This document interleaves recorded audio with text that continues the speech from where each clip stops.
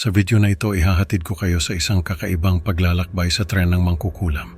Isang tren na nagdadala ng mga nag-iisang manlalakbay sa gabi, puno ng misteryo at panganib. Sundan natin si Miguel habang hinahanap niya ang tren na ito at alamin kung ano ang naghihintay sa kanya sa dulo ng Riles. Huwag bibitiw dahil ang kanyang karanasan ay magdadala sa atin sa isang mundo ng kababalaghan at takot. Si Miguel ay nakaupo sa isang maliit na apartment sa Quezon City, nakalubog sa pagbabasa ng isang lumang libro tungkol sa mga alamat ng Pilipinas. Ang kanyang mesa ay puno ng mga papel, kape, at mga lumang larawan ng Sagada. Tumutok siya sa isang partikular na kwento, ang alamat ng tren ng mangkukulam na nagdadala ng mga nag-iisang manlalakbay sa gabi. Habang binabasa niya ang mga detalye, nagningning ang kanyang mga mata sa interes. Kailangan kong makita ito, bulong ni Miguel sa sarili habang tinitingnan ang isang mapa ng Sagada na nakapaskil sa dingding. Nag-research pa siya online at sa mga library tungkol sa tren. Kinapanayam ang ilang matatanda na may alam tungkol dito. Sa bawat kwento lalo siyang naengganyo na hanapin ang mahiwagang tren. Nag-impake si Miguel ng kanyang mga gamit, camera, notebook at ilang personal na gamit. Sumakay siya sa bus patungong Sagada, puno ng pag-asa at kaba. Habang umaandar ang bus, hindi niya maiwasang isipin kung ano ang naghihintay sa kanya sa dulo ng kanyang paglalakbay. Pagdating sa Sagada sa madaling araw, sinalubong siya ng malamig na hangin at tahimik na paligid.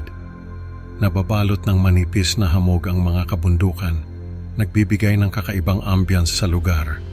Sinimulan ni Miguel ang kanyang paglalakbay patungong Hilaga, sinusundan ang mga direksyon mula sa alamat. Ang mga daan ay makitid at puno ng mga matandang puno, tila nag-aanyaya ngunit may halong pananakot. Habang naglalakad, nakasalubong niya ang ilang lokal na residente na nagbigay ng babala tungkol sa tren ng mangkukulam. "Ingat ka, hiho, maraming nawawala diyan," sabi ng isang matandang babae na may daladalang basket ng gulay. "Sana tama ang direksyon ko," bulong ni Miguel habang patuloy na naglalakad. Naririnig ang mga tunog ng kalikasan sa paligid, ang huni ng mga ibon, ang kaluskos ng mga dahon. Matapos ang ilang oras ng paglalakad, natagpuan ni Miguel ang espesyal na riles ng tren. Ang mga riles ay kalawangin at tila matagal nang hindi nagagamit, ngunit may kakaibang aura na tila nag-aanyaya sa kanya. Sinundan niya ito patungo sa isang lumang istasyon na puno ng mga damo at lumot. Napansin niya ang mga kakaibang simbolo at marka sa mga riles, tila mga sinaunang babala na nagdaragdag sa kanyang kaba. Sa pagdating ni Miguel sa lumang istasyon, naramdaman niyang may kakaibang presensya sa paligid. Sa lumang istasyon, pumasok si Miguel sa isang silid na puno ng mga alikabok at mga lumang kagamitan. Ang ilaw ng araw ay sumisilip sa mga sirang bintana, nagbibigay ng kakaibang liwanag sa paligid. Habang naglalakad siya sa loob, napansin niya ang isang kumikislap na pilak na pamalo sa isang mesa. Kinuha niya ito at sinuri, nararamdaman ang kakaibang enerhiya mula dito. Habang hawak ang pamalo, nakaramdam siya ng kakaibang init at tila may bumulong sa kanyang tenga. "Ito ba ang susi?"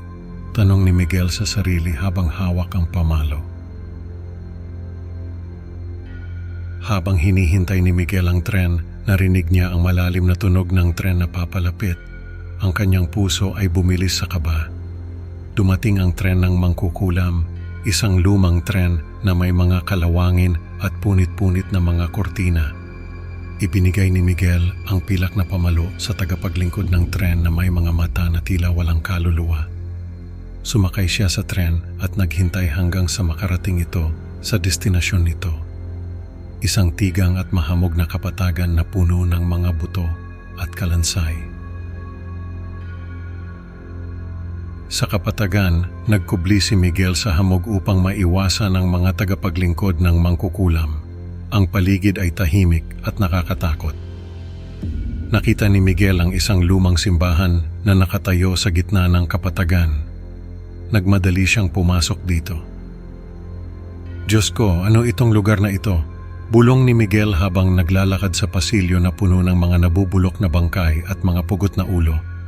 Nakaramdam siya ng matinding takot ngunit pinilit niyang magpatuloy. Hawak ang kamera at notebook na parang proteksyon.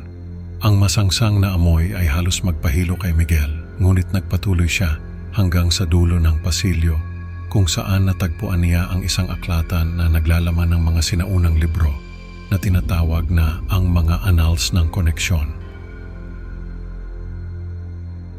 Habang binubuklat ang mga libro, nakakita siya ng mga larawan ng mga taong nawawala na tila may koneksyon sa tren ng mangkukulam. Kinuha ni Miguel ang mga libro at natagpuan ang isang silid na may pintuang pilak na may krusipiho na tila nagbabanta ng kamatayan sa sinumang magtangkang pumasok. Sa loob ng silid, natagpuan ni Miguel ang isang lalaking nakagapos na tila matagal ng pinahirapan.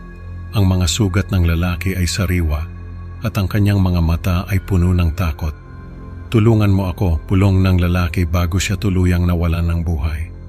Sa huling sandali, naramdaman ni Miguel ang kakaibang enerhiya na dumaloy mula sa lalaki patungo sa kanya, mga kakayahang telepatiko. Biglang lumitaw ang mangkukulam, isang matandang babae na may mga matang pula at nakakatakot na ngiti. Tumakbo si Miguel pabalik sa tren, naririnig ang mga sigaw at halakhak ng mangkukulam na tila hinahabol siya. Hindi ka makakatakas, sigaw ng mangkukulam, ngunit hindi tumigil si Miguel. Habang papalapit na siya sa tren, ginamit ni Miguel ang kanyang bagong kakayahan upang kontrolin ang mga tagapaglingkod ng mangkukulam. Sundin niyo ako, utos niya sa kanila. Sa wakas nagawa niyang makatakas mula sa lugar na iyon. Kailangan kong makabalik sa Maynila, sabi ni Miguel habang tumatakbo pabalik sa tren, hawak ang mga annals at ang kanyang bagong kakayahan. Matagumpay na nakatakas si Miguel at nagkaroon ng mga kakayahang telepatiko at ang mahalagang annals. Sa kanyang pagbabalik sa Maynila, hinarap niya ang isang hinaharap na puno ng potensyal na kayamanan, panganib at malalim na personal na pagbabago. Ang dami kong natutunan, sabi ni Miguel sa kanyang sarili habang tinitingnan ang mga annals sa kanyang mesa.